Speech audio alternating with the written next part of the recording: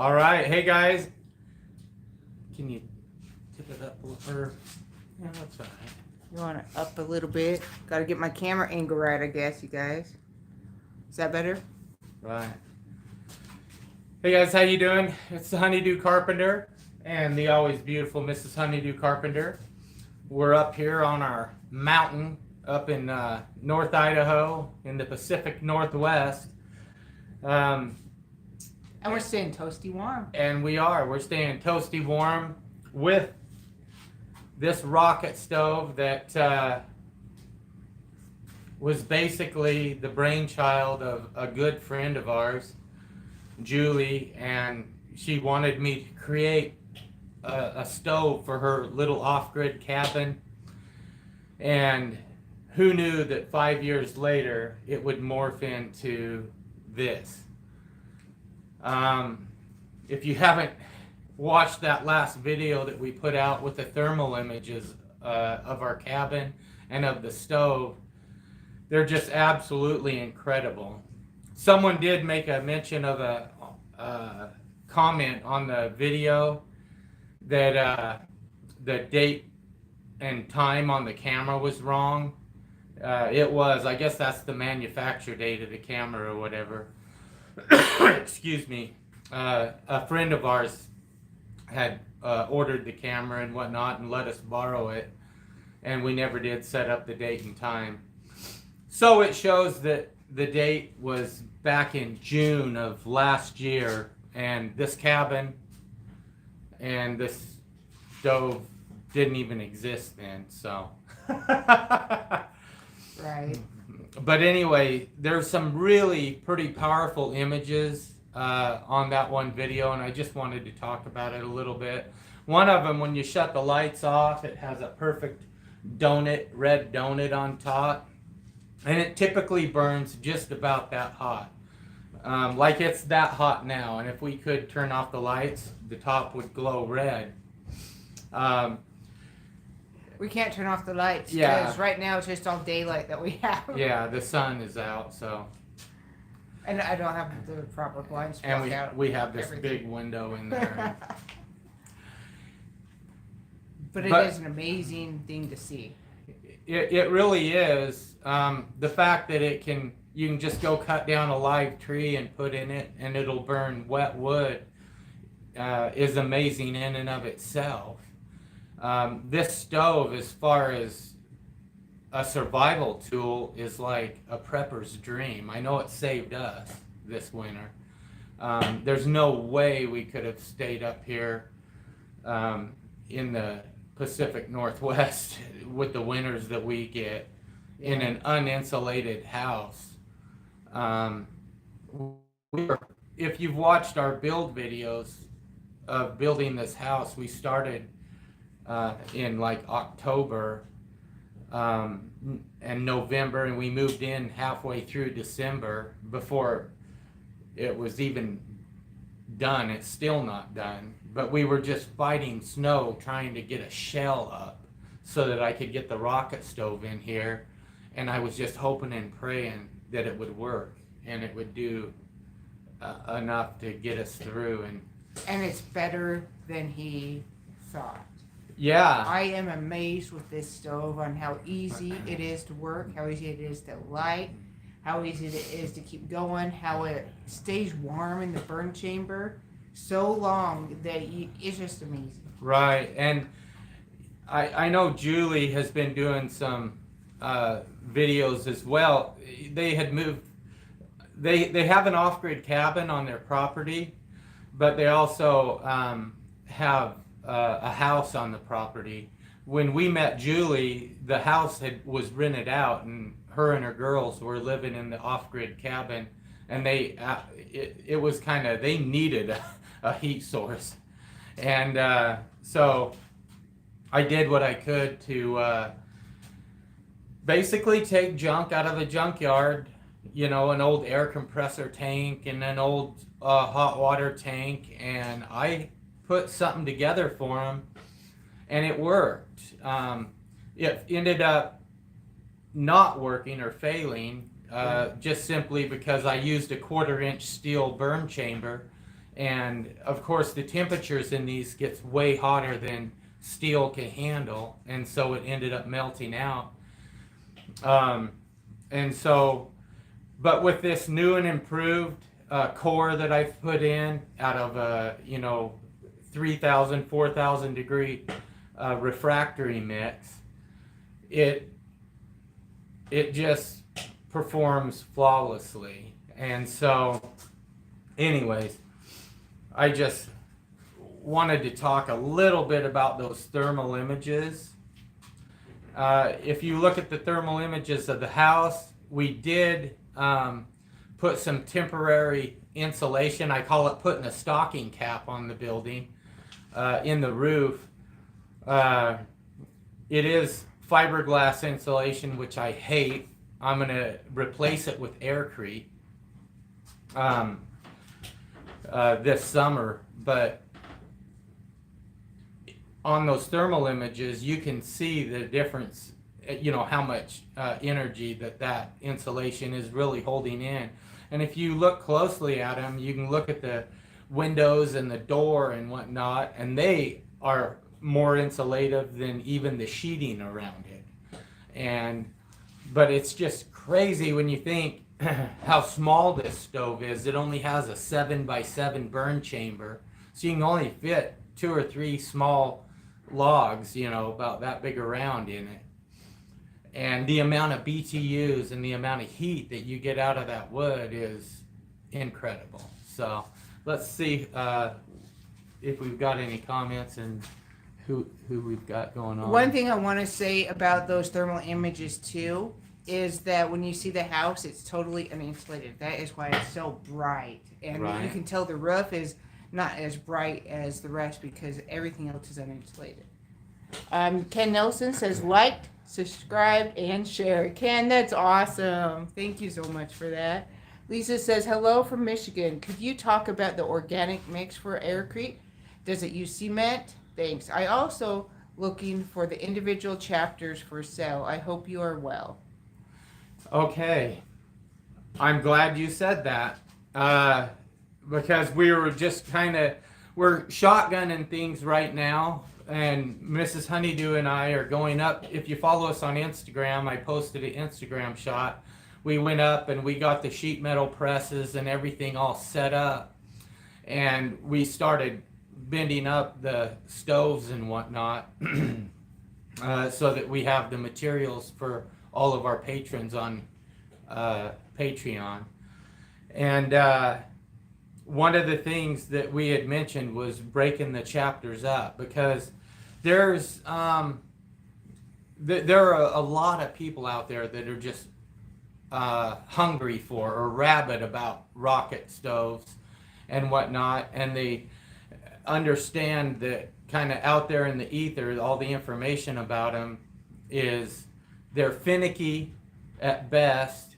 And I actually am putting together an exact PDF that shows people how important the chimney is in the mix with this, because it becomes a negative pressure system. This is not sealed at all. There's no sealing around the pop rivets or anything. And so it is a true negative pressure system, meaning the chimney pulls more volume of air than can be rushed up the riser. You don't want your riser to be the focal point of your rocket stove, meaning that riser is pushing the exhaust through the system.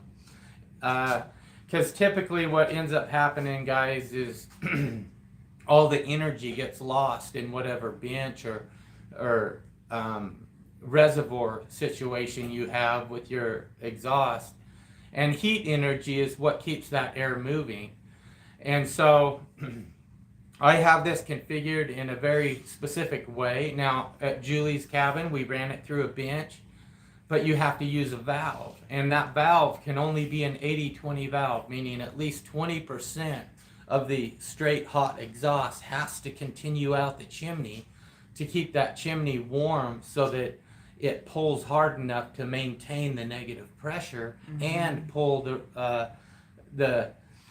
the air that you run through the bench, and potentially if that bench is cold, it's going to lose all its energy before it gets sucked out. But you have to have something to keep everything moving. And so there's a lot of math to it and whatnot. And that being said, I would invite you guys to go join the Patreon group right now. It's going to get better and better and better as we go. So even though it's rough right now, we're hoping with experience and getting all the kinks worked out and everything it'll get better and better. Here is one thing I can tell you, that those engineered CAD drawings and the step-by-step plans that I have in the book work. And what I mean by that is, Melanie and I went up and we're like, okay, what's step one? Okay, let's just do it. And we just started drawing stuff out and doing it.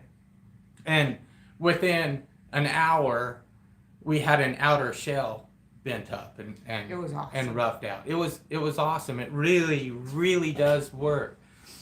And why we're so amazed by it is because at the first Do Carpenter University, all I had basically were just kind of some sketch drawings, and we hadn't really invented or went through the step-by-step process. And it took a lot longer. Oh, it took way longer, because I kind of had to think through everything, and we made a lot of mistakes, meaning we would drill a hole and put a rivet where we ended up having to eventually pull it out because another piece needed to go in that was in the mix and whatnot. And so having plans makes things so much smoother. And wow. we already have people sending us images of their stoves that they've created, and it is just awesome. Yes. To see that it is truly a duplicatable system using that manual. Yeah. And so guys, we've got to get some more infrastructure up here so that we can get some classes going. So go on to Patreon, even if it's just at the lowest level of $5 a month. Support us, and there is also one that if you do want to come and do Aircrete this summer, there's a class on there. We have not scheduled a date and time for it yet, but if you guys want to come and actually pour Aircrete in walls of this uninsulated home, you can. Right. And what most people don't understand is I built this home with 95% repurposed materials. The whole skeleton is steel building wall panels that had already been erected, and they had got tore down and they were just going to scrap them. And I went and said, hey, what do you want for those? And he just wanted scrap price. And so, it cost me more to haul them up here than it did to buy them. And then all of our floor joists and and whatnot were just stuff that were left over off of commercial building projects that a contractor had and had put up on Craigslist, and we went and got those for little or nothing. And so and then of course we poured the slab ourselves, and there's a lot of things that you can do if you ever wanted to just go, okay, I know where there's some cheap property and whatnot, but I'm kind of iffy about whether or not I have the skills or whatnot to go ahead and take on a project like this. If you come to one of our classes and we go through this whole build with you, and then you'll get some great experience pouring Aircrete, pumping Aircrete. I have a pumping system that I'm going to pump it into the walls with. And then, of course, I built this thing called the Stucco Mate, and I'm going to use that to seal the walls for the Aircrete before I pump it in. And so that that'll be something that, so we haven't got all the date set for the classes yet. I know one's going to be, maybe late spring or whatever. And then we're going to have another one probably late summer, early fall, so after people's kids get out of school or whatever. All right, let's see. Jason says greetings. Greetings back there. Hello, Jason. A Peaceful Wolf says Montreal on board. Awesome. Hey, love your videos. Thank you. Jason says Virginia Beach here. Awesome. He says howdy, y'all. Well, hi. Mitch Anthony says good morning. Kenny Bean says hey from East Washington. Hope all is well. Kenny, it's always nice to hear from you. Thank you. Tim Fox says good morning, Darwin and Melanie. Greetings from Mesa, Arizona. Hoping this finds you all safe and warm. If they're in Mesa, they're probably quite warm. And miss the brutal March snows and winds. It's been crazy up here. We've been getting almost daily hit with new snow. Yeah. We got hit with a blizzard. I don't know if you've been following us on Instagram, but yesterday, Melanie and I had planned on going up to the shop. Now, our shop is off-site. It isn't here. It's in a friend of mine's building. However, it's across the valley up a mountain. And when I say up a mountain, it's in the best conditions. It's four-wheel drive only. And consequently, sometimes the weather is a little bit prohibitive. Hey, guys. Our Bill says, why not have an email list that sends out a start time each Saturday? It would it'd be an advantage to somehow forget it's now time to watch. That's a thought. Yeah, that is a good thought. I wonder how we could do that. I wonder if we could set up something like that on Patreon, and you can sign up for free to get a notice. Oh, to get our Saturday morning live notices. I think we could. I wonder. I'd have to look at that, but that's a great idea, so thank you. Jeff says send a 30-minute notice. Hello from Cole, Canada, but little unit could help a lot of people up here, that's for sure.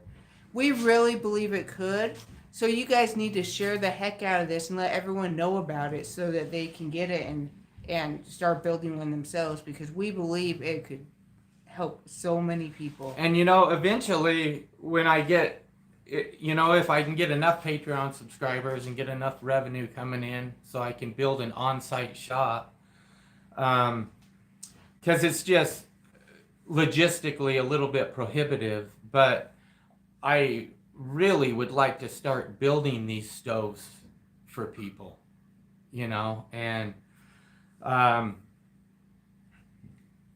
I have a big sheet metal press, obviously, and it's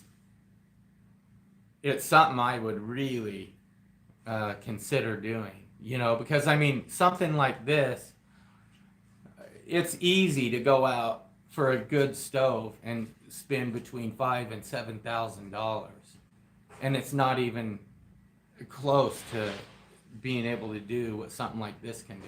Mm-hmm. I've got to get an oven built on it for Mrs. Honeydew so we can bake some bread and stuff with it. And that's going to be a fun project. But I think once people realize how they can accessorize this stove, we do have some pictures where I put tile around it and whatnot and make it look completely different.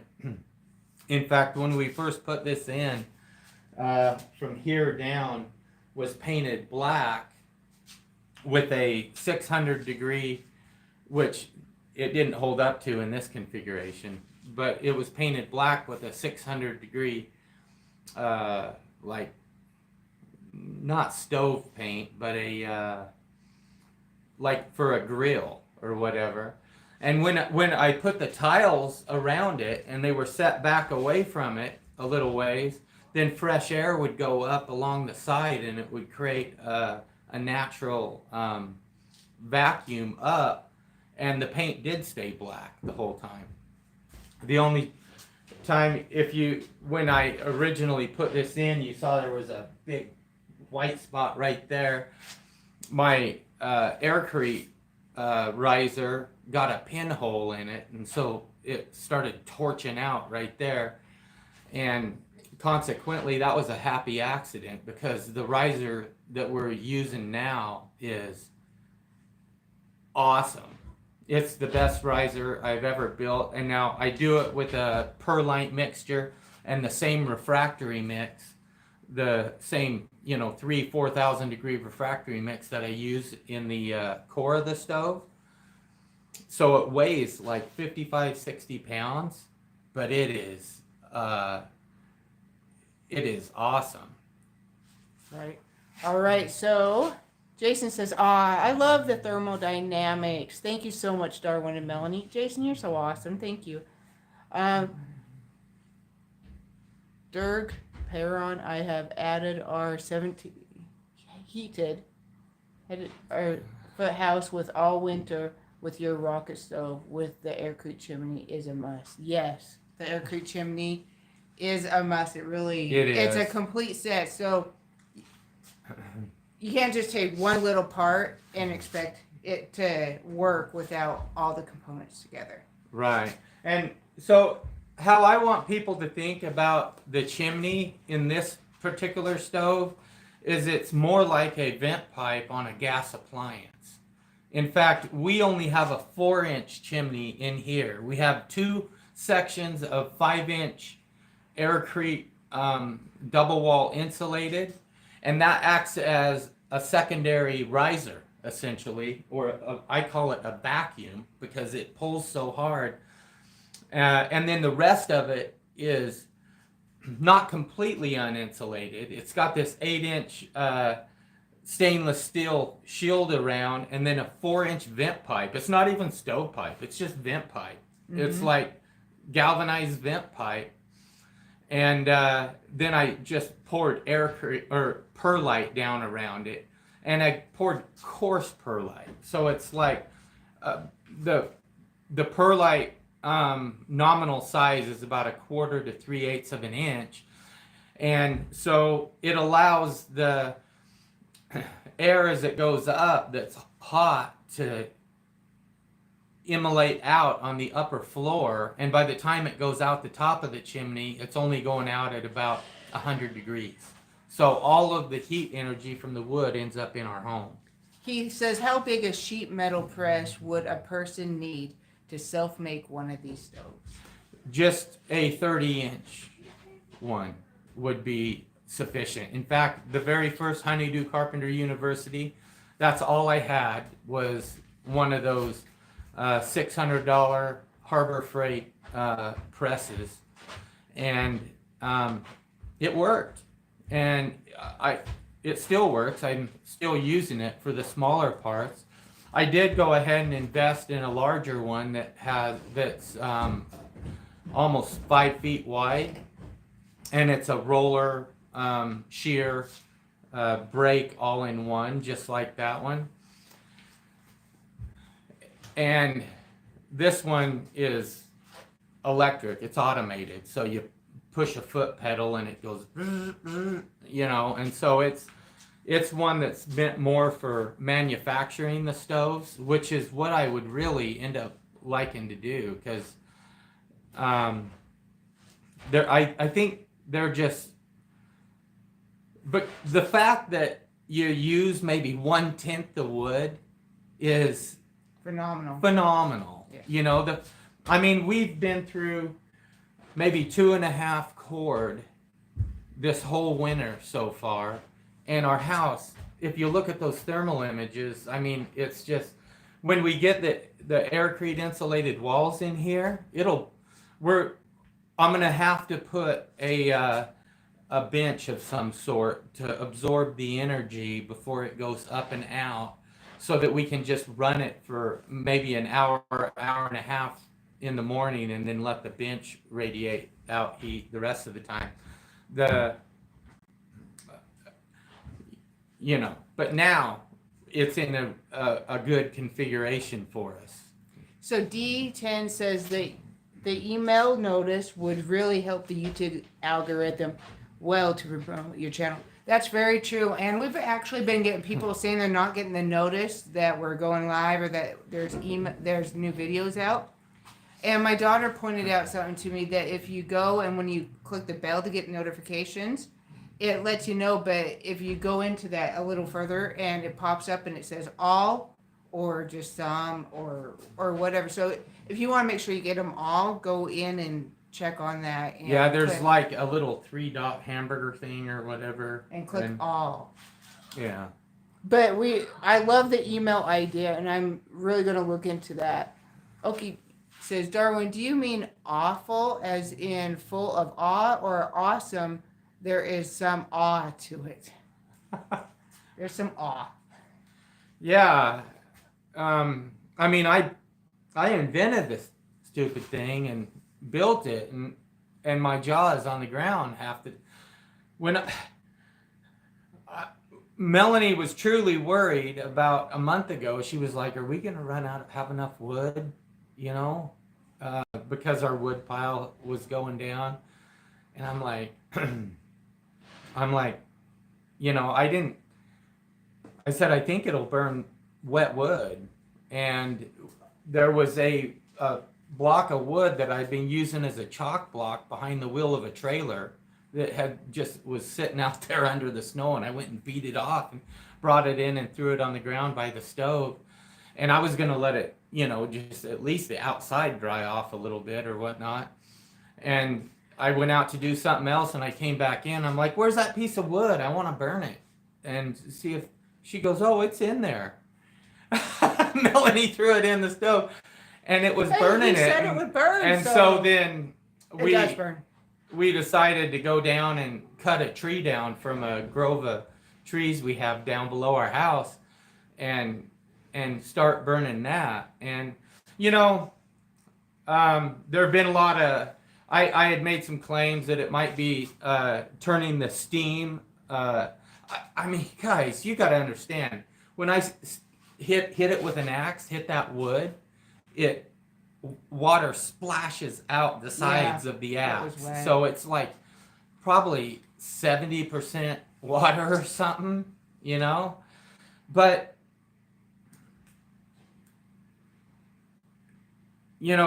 it's so wet that I was like wondering what the heck is going on. And then it has these little green flames. And so I started looking into high temp steam electrolysis, which is when water atoms split and the hydrogen is released, and I was wondering, is that what's happening?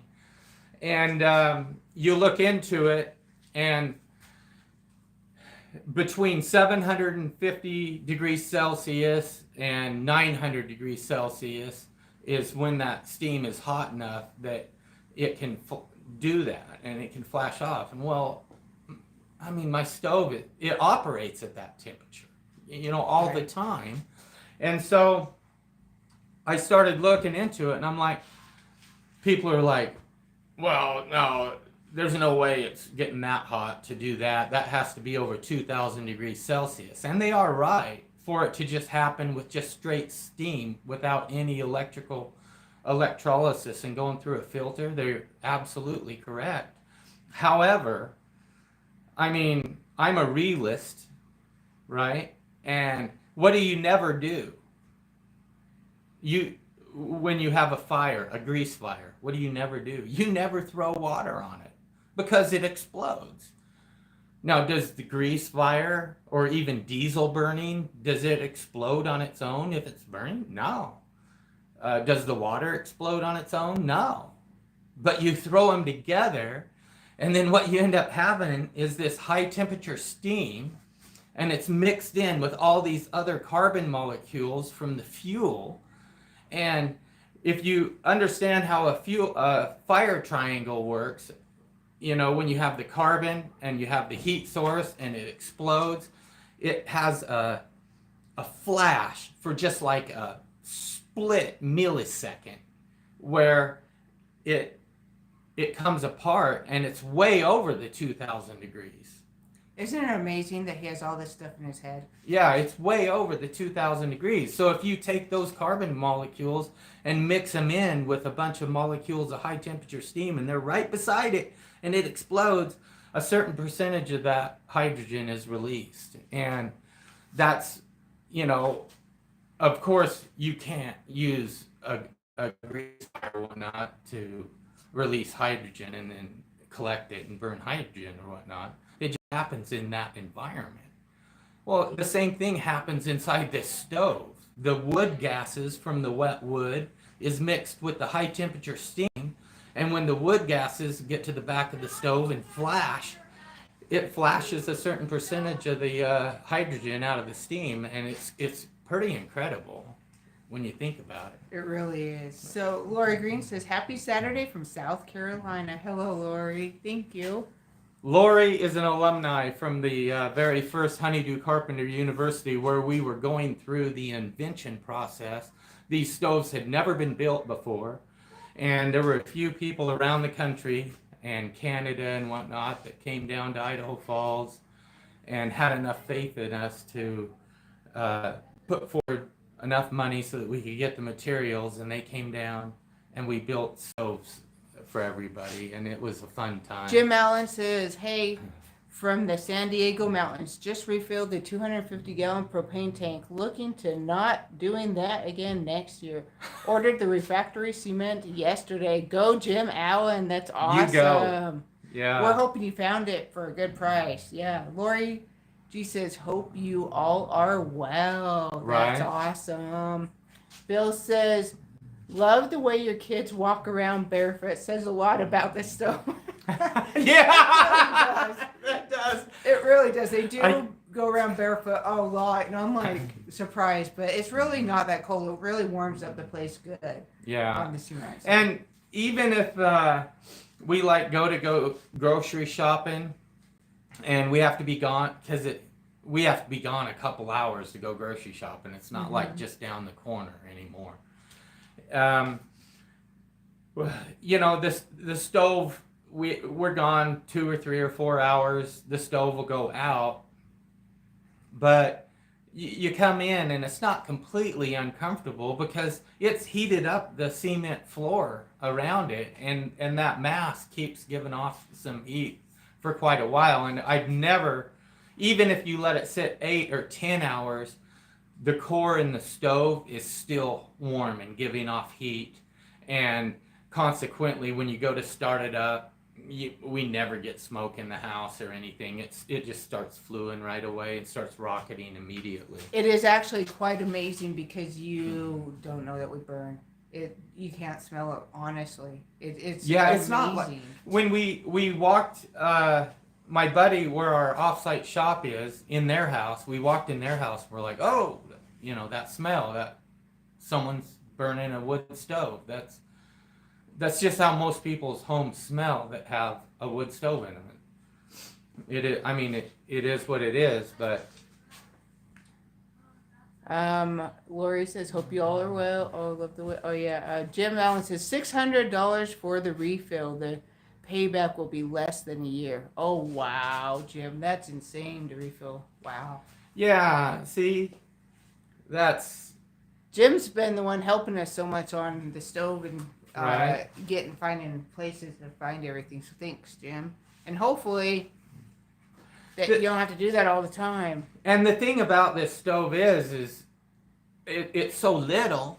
I know it's little. It only has this little 7-inch by 7-inch burn chamber, but you get so much of the energy out of the wood that it'll replace a great big, like in our environment up here in the Pacific Northwest in the Rocky Mountains of North Idaho, people typically go through at least, depending on the size of their home, 8 or 10 cord of wood, and it would just reduce your annual cost of wood consumption so much that,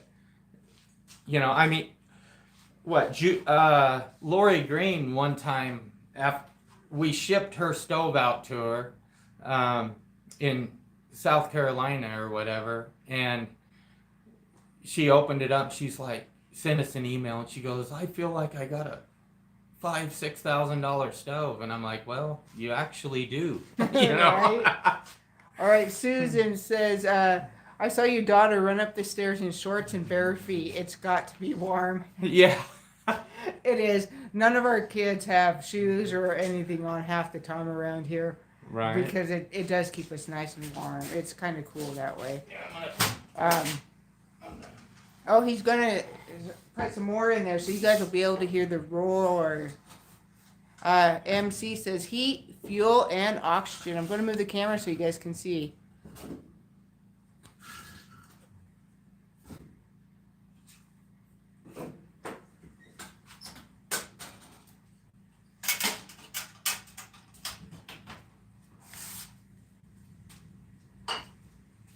You guys already hear that?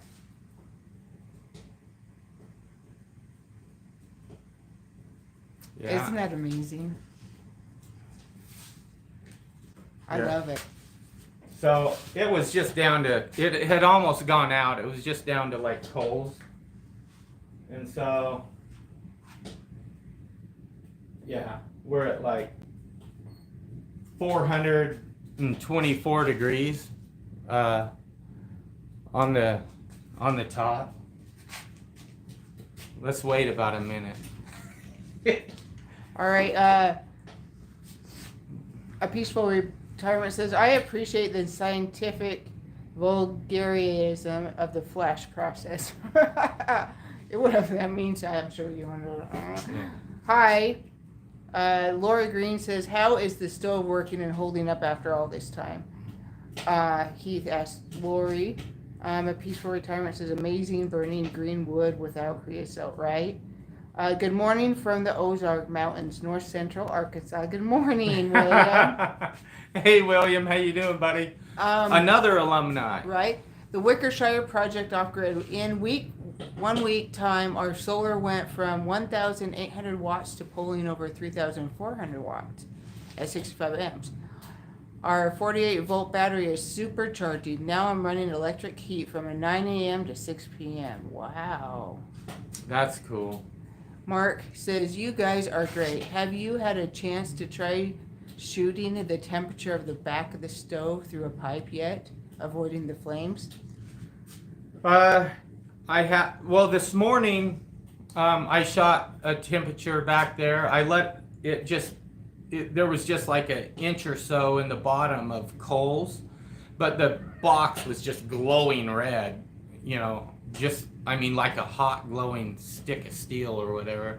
And I shot it, and it was 1905 degrees or something. But we haven't had a chance to do the pipe yet. We've talked about it and about getting the footage about how to go about that. Yeah. So when it's really roaring, I know for a fact that it burns at over 2,500 degrees because I put welding rods in there, pieces of welding rod that I know that alloy at what temperatures it melts. And so Bill says the riser, why perlite instead of aircrete around the refractory mix? It's not really around. Why? Oh, for the heat riser, why perlite instead of aircrete around the refractory mix? Oh, it's not around it. It's in it. Okay. It's mixed in. Yeah. So I have a specific way of mixing it in to this refractory mix. When it sets up and has been cured in at least 1,500 degree temperatures, has a compression strength of like almost 20,000 pounds per square inch.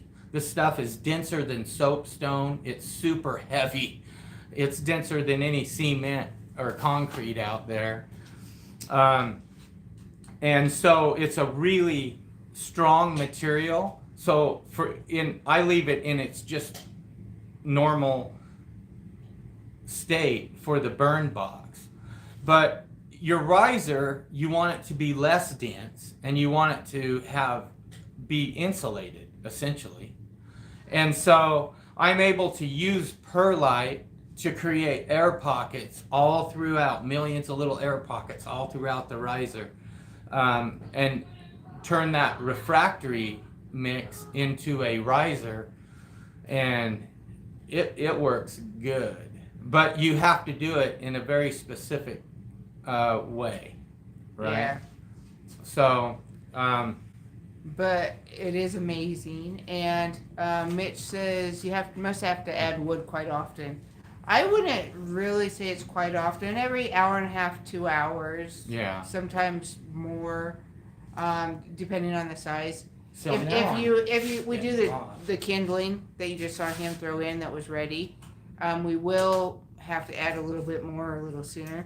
But if you did like a good 6-inch log, it can be like 3 hours in there or something. Yeah, and you don't have to worry. So the thing about it is you can put some smaller pieces in and get a bed of coals in there going, and then I can take a full on, that's about a 6-inch log, and I'll just stuff that whole thing in there. And what happens is the front of the log ends up kind of pushing most of the coals to the back of the stove, and then it just burns from the back of the stove to the front slowly. And a log like this will go for 3 hours plus. Yeah. So it really just depends on the size that you put in on how long it lasts. Mr. Monitor says bake a pizza on it and it would make the house smell good, right? Eventually we're going to have a stove on that. It'll be awesome. Yeah, if you go to Idaho Family Farm or Dirt Patch Heaven, you can see the Aircrete oven that I made her to sit on top of hers, and there's an open source video where Melanie baked some bread in it. Yep. And it worked really well. It was something where I took and I made a dome, and I filled it with about 2 inches of Aircrete all the way over, and then I had a secondary inner layer about a 1/2 inch away that went on the inside, and then I had a way for her to open a flue, because you wanted to be able to have fresh air come in and flue out so you could control your temperature in there, and it really worked well. It was quite awesome. It's getting so hot. I know. Yeah. Standing this close to it, you do tend to get a little hot because even though the front you can touch, this area right here puts off a lot of heat. Yeah, like that's, I got a high of, Hold on, right there. well, the high is down here. It was 856 degrees. Right there. That says 821 right there, but. So it rose a couple hundred degrees, and I don't even know how. Yeah. So look, 857. There we go.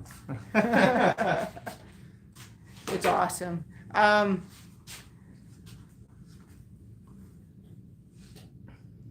That was a great riser answer. Thermal. Okay. Bake a pizza. Mr. C says air thermal conduction. Nick says, have you considered getting one of those Stirling engine fans for the stove? We have looked at it and everything like that on getting one. The problem is they have they won't work above like 600 degrees. They're not, they will fail. And this is normally around 900 to 1,000 degrees on top, which isn't enough to make it glow unless the lights are off. Right. It starts glowing at about 850, 825 degrees if the lights are off. But that being said, I still want to try one, but Yeah, he just keeps telling me it won't work. We found one that has a heat shield on it, and if it goes above like 550 degrees, it starts the heat shield. It has some kind of heat spring metal or whatever, and it lifts it up off of the surface and then slowly lets it back down. And so we're thinking about getting one of those. Mm-hmm. Yeah. That was a great riser answer. What perlite to mix ratio do you use? Off the top of our heads, we don't remember, but it is in the refractory. We changed the refractory mix, but it is in the book right now. So we'll have to. And it's a lot. So you want a lot of perlite. We're all family here, Bill. She's like, don't give away too much. I know what she's thinking. But how I accomplish getting the air bubbles in it is I pre-wet the perlite. Perlite is a soil conditioner, and it's meant for water retention in soil. But it'll suck in moisture and end up being 5 or 6 times its normal weight in just water weight. And so if you pre-wet it and then you put it into the mix, when it sets up,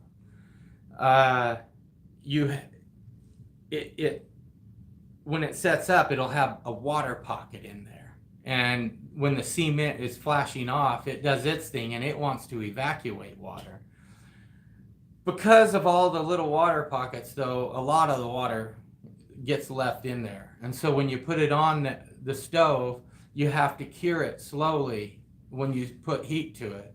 Because, boy, it sure steams. I mean, you don't want to take it right up to 1500 degrees right away. You just want to put a few sticks in there and let it get warm and then leave it be for a couple hours and then do it again and leave it be and slowly evacuate this out so you don't has anybody ever thrown a rock out of a creek or river in a fire and have it explode? Yeah, you don't want little trapped water pockets to explode on you, so you have to cure it slowly. So the whole process is, anyways. All right, so Michael says that science and vulgarism explains to your viewers the creativity of researchers, mediators, and designers when it comes to sharing scientific knowledge. And I wonder if I even said that right, but all right. Thank you. Antonio says, hey, from Tennessee. Well, hello, Antonio. And he also says, you may just have to build a custom Stirling engine. There you go, dude. Yeah. Build me one. Awesome. All right, you guys, we are at 48 minutes, so we need to go. So I thought we were going to try and keep these down to 15 minutes. Yeah, well, you talk a lot. Oh, yeah. Okay. All right. You guys have a wonderful day, and we'll talk to you later.